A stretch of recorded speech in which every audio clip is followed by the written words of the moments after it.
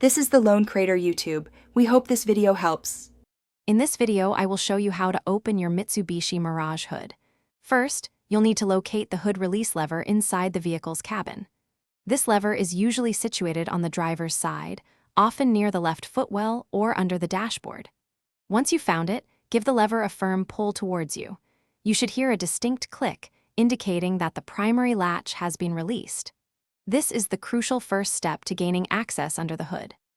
After pulling the interior release lever, head to the front of your Mitsubishi Mirage. The hood will be slightly ajar, but not fully open. Carefully reach your hand under the front edge of the hood, right above the grille area. You'll be looking for a small, secondary safety latch. This mechanism is designed to prevent the hood from flying open accidentally.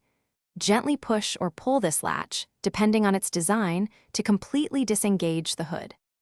With both latches released, you can now lift the hood fully open. It might feel a bit heavy, so be prepared.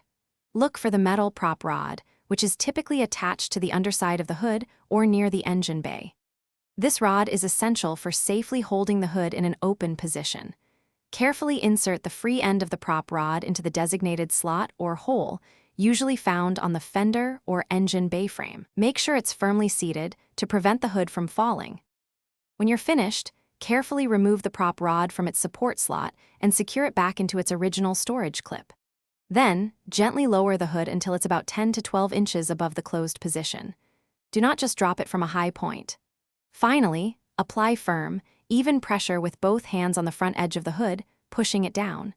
You should hear two distinct clicks as both the primary and secondary latches engage, securing the hood completely. Thanks for watching. Consider subscribing if we helped you.